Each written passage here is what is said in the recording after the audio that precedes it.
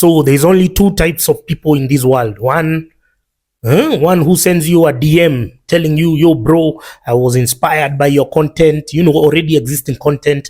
Thanks for the work. Here is some lunch. And then there's another one who is asking with a lot of entitlement, content iko wapi? Yeah, where are you? They don't want to know whether you've been sick, whether you even had bundles, whether you even had electricity power for the day. They don't even want to know. This is the nature of Kenyans. Kenyans would rather tithe, investing in delusions of grandeur, investing in God knows what. They would rather do that. They would rather go to Naivasha, take their hood rats there. They'd rather pay 8,000 bob to see Boys to Men from a broken screen with no sound, with poor sound. They'd rather do all of that. But investing in their future is the same kind of belligerence, is the same kind of ignorance that guides them when they are refusing to vote, when they are boycotting elections, when they are not participating in civic education. On their social media, you see the stories they follow. I don't know who had a wedding, who has broken up. If you go and look at those gossip sites and whatever, Edgar Barre, oversubscribed with people, they'd rather pay to nourish their minds with low vibrational energy, gossip, slander. When we are talking about serious things, they would not invest. If I was to subscribe, they would not. But they are ready to pay top dollar to see that who was caught pants down, sleeping with who. Those are the issues, and it cannot be a coincidence. You are a cumulative product of the religious establishment in Kenya who have dumbed you down. The educational curriculum, which was designed to keep you in a constant state of dementia, and the politics, the political toxicity. So all of that is one buffet. You guys are constantly distracted, and when people try to guide you in the right direction, you don't see. Like last night, I was somewhere. Everyone was just coming. Yo, Francis, I like your content. Yo, Francis, I like your content. Nobody even bought me a drink. The least minimum. But if there were hot chicks there, if there were chicks there, nini, yellow, those guys would come there, buy drinks without even asking a question. This makes men, dudes in Kenya, very shady. You guys are so very shady, man. Munajiangalianga hivi mnajiuliza, what's up with us? You're very shady. That's why you instead of being the light, the light to the community, nobody respects you, because all you guys is all about, you're thinking about alcohol and the other head down there,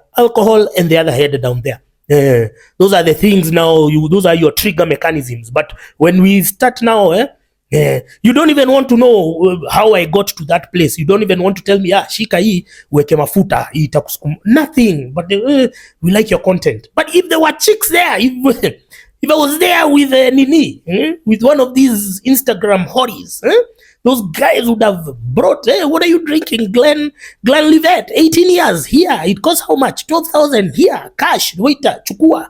Those are the Kenyans that we are dealing with today. Those aren't your Kenyans. Now, they want other people to do the dirty work, but they don't want to invest.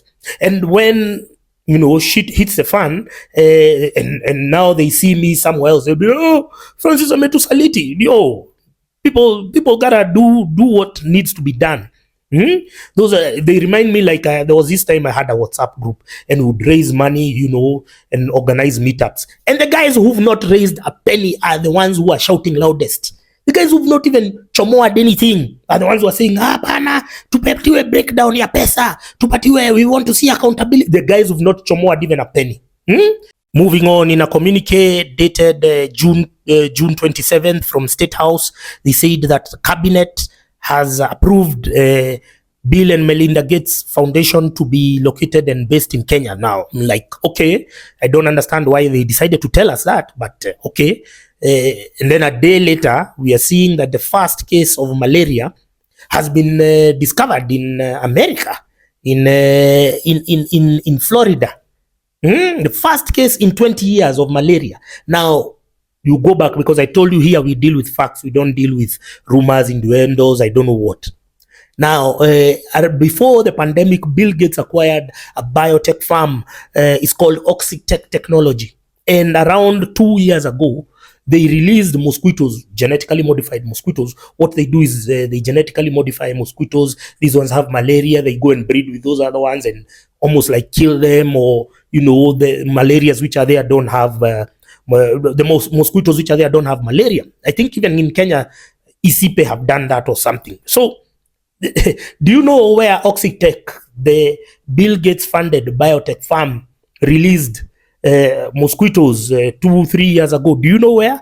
In the same place, Florida, where where malaria has been discovered for the first time in 20 years. What a coincidence.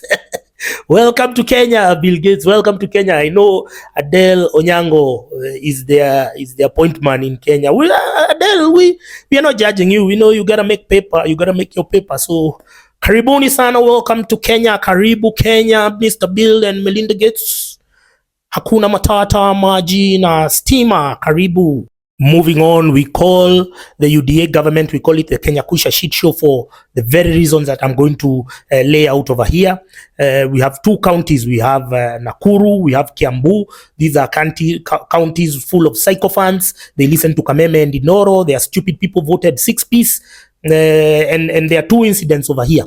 Here is Nakuru Governor Susan Kihika, who had promised to convert all the contract employees into permanent and pensionable. Now she's getting rid of them. She is reneging on her electoral promises, just like President Ruto is doing. Just listen to what Susan Kihika is saying in this in the campaign.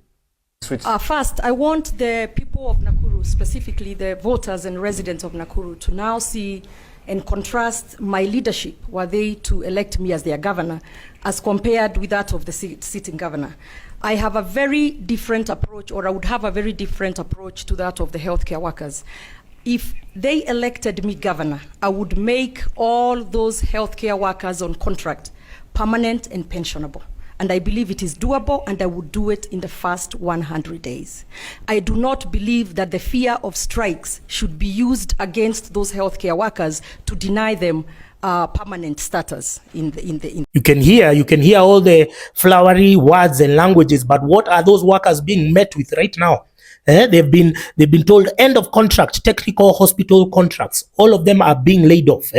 They've been told collection of contract termination letters. Kindly come to the HR department registry to collect your termination letters. This is shocking, man. You can see even the media. They are retrenching 500 health staff.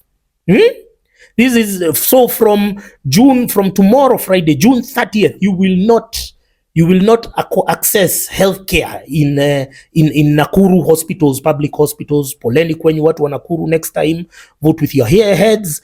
Don't vote with your diaps. Don't vote with euphoria. Don't listen to Kameme and Inoro, people telling you who to vote, comedians and musicians.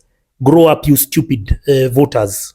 And in Kiambu, Governor Wamatangi has surrounded himself with goons and thugs who are raiding people's personal property. And they are going there and forcefully acquiring stuff. For instance, in this parcel, in this block of land somewhere in Ruiru, they raided there to get maram. You understand? It's someone's plot. They know it has maram. And they just forcefully get their way there. They are using, I've seen somebody there called Daniel Kuria. I've seen him mentioned. Apparently he has even other criminal cases, but he's Kimani Wamatangi's right-hand man. And they are going and they are getting maram from places. It's amazing. I've seen the valuers report.